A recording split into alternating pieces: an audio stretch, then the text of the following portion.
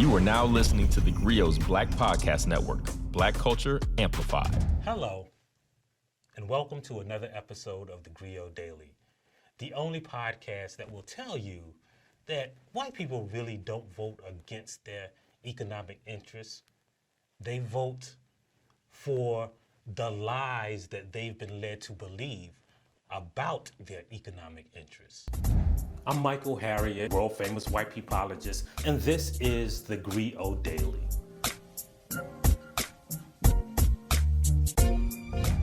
And today we're going to have a guest. You know, I know it's rare, but we have an actual guest that can speak to that because, you know, sometimes we separate religion from politics. Sometimes we separate, morality from economics. We believe that, economic issues are different from moral issues. But today's guest, is going to disprove all of that. We have Reverend William Barber. He's the co-chair of the Poor People's Campaign, and he is the senior lecturer and president of Repairers of the Breach.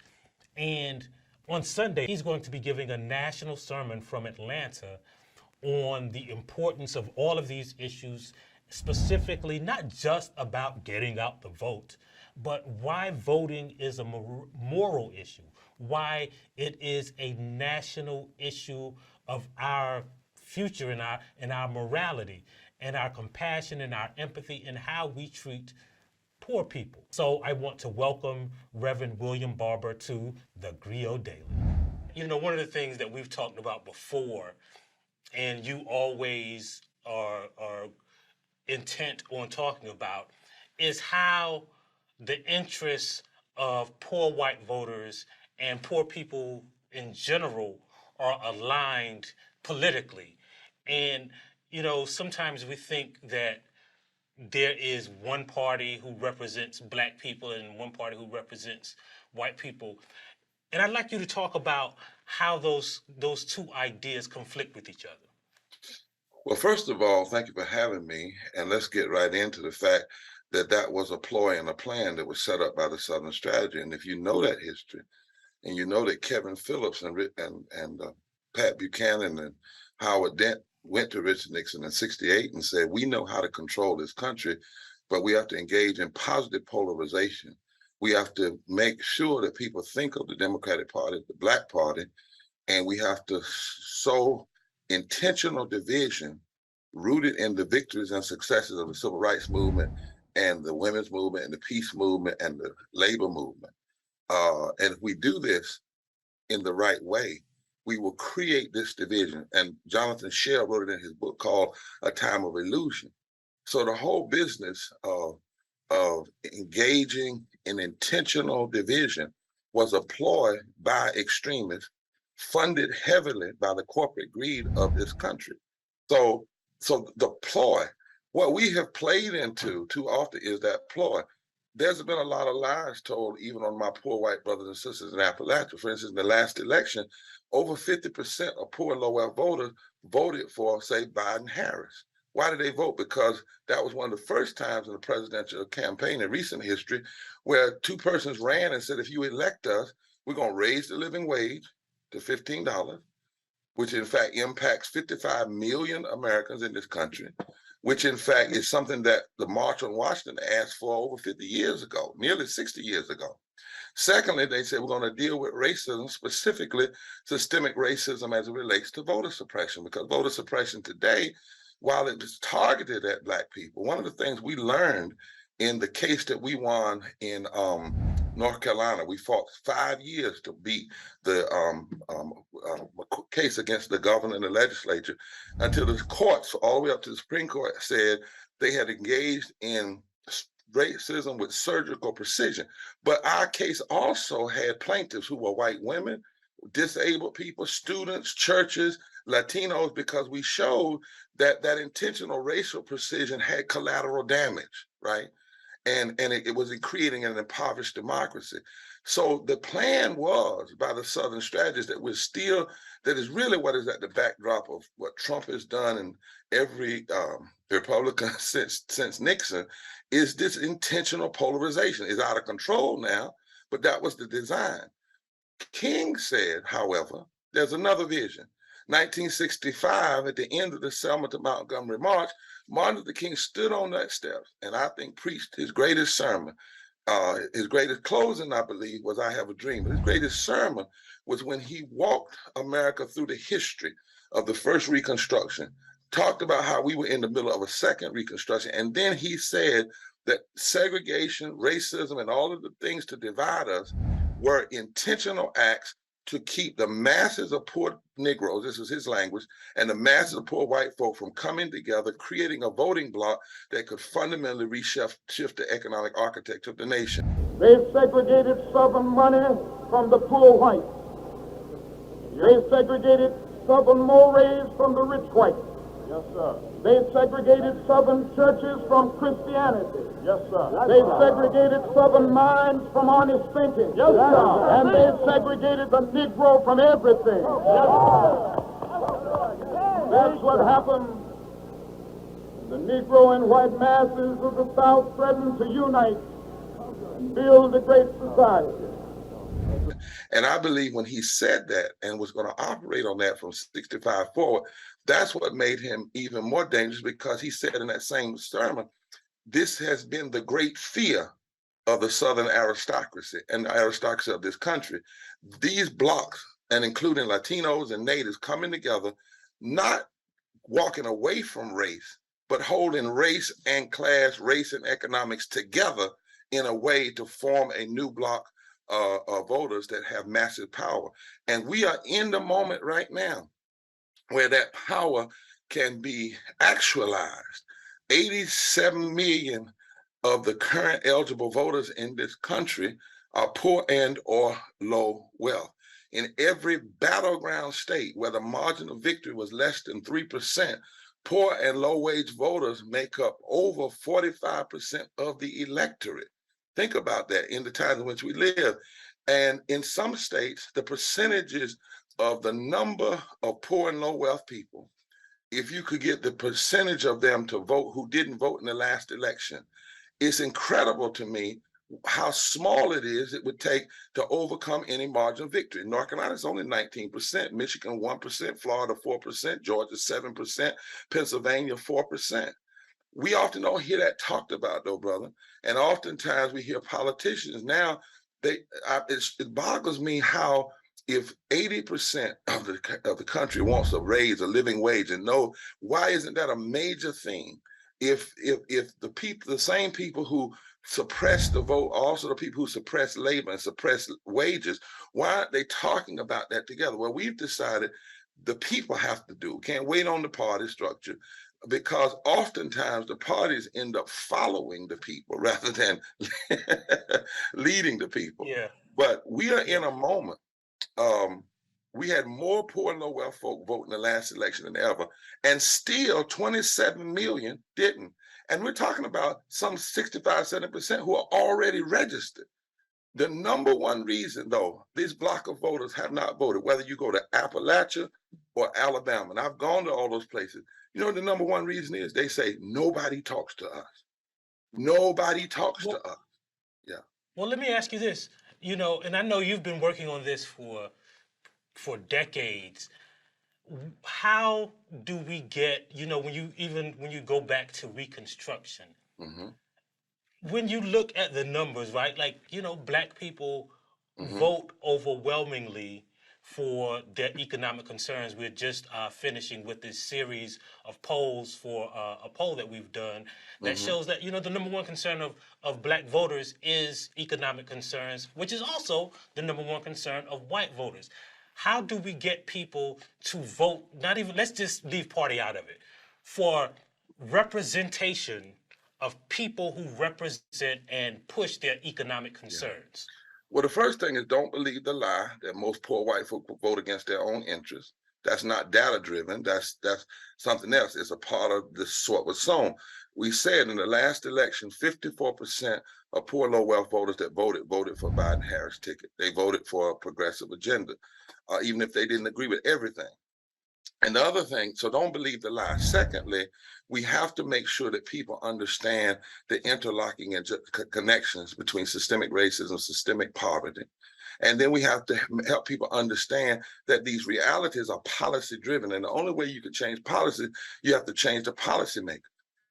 Next, we have to make sure people know their power. There's so much time spent telling people the power they don't have and what they can't do, rather than saying, look, this is the power you have. When we walk in rooms now and say, do you realize that, for instance, in, let's say, North Carolina, not one candidate in 2020 won by a margin of more than, say, 170,000 votes, but 1 million poor and low wealth voters did not vote.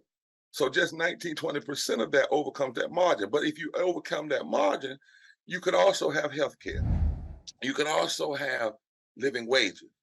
Could also have a clean environment. You could also have your protected voting right.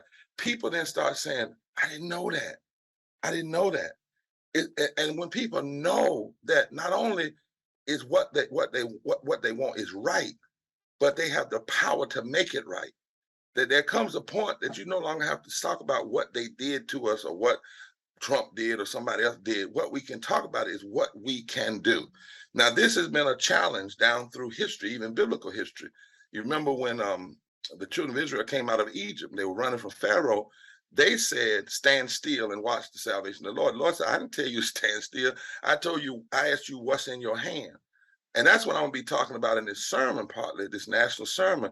There comes a time, as Howard Thurman says, you have to assess the enemy or your adversary is not hitting you with all these attacks because you're weak. They must see something that you need to see. You see. So tell us about this national sermon, that you're planning, that is, basically focused on the concerns that we're here talking about today. Tell us about it. Give the viewers the details on this national sermon. Well, it's the second or third one we've done.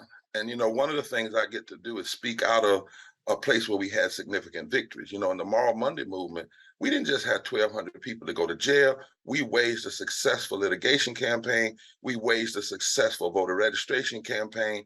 We were able to vote, and we never endorsed candidates. We endorsed issues, but we were able to send candidates home who didn't agree with the issues, because we show people what they can do. So part of this sermon is to say, number one, we're in a moment now that really is about whether we're going to have an impoverished democracy or whether we're going to save the soul and the heart of this democracy. And that's number one. Number two, that we're in a place right now where it's not about Democrat versus Republican or left versus right. It's really about right versus wrong. It's really about life versus death. 700 people die every day from poverty. They don't have to die. 250,000 people a year. We got 87 million people either uninsured or underinsured. 4 million people get up every morning, can buy unleaded gas, can't buy unleaded water.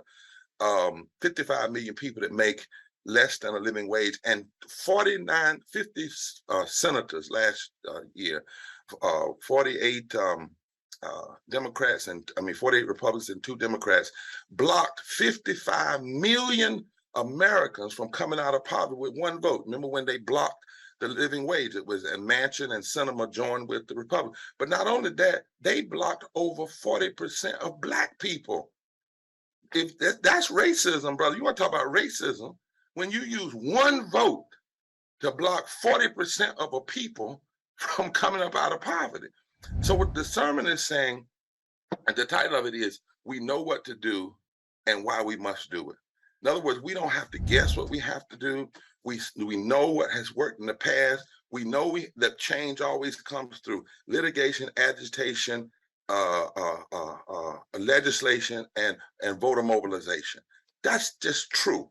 So if you know that, you don't have to guess what to do. You have to do it. And so what we're going to be arguing is, though, in this moment, it really is about the soul, because something is wrong when folk are attacking mercy.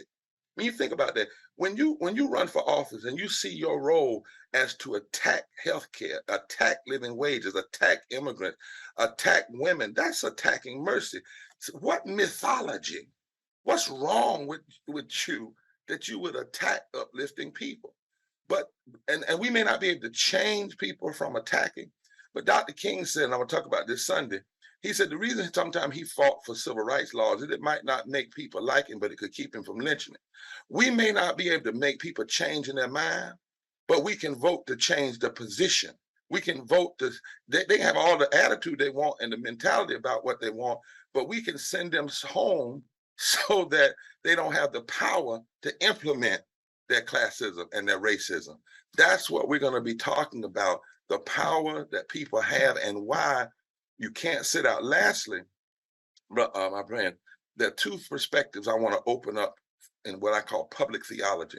One is that, did you know that in the Bible, the word for vote and the word for voice is the same word in Hebrew, koya.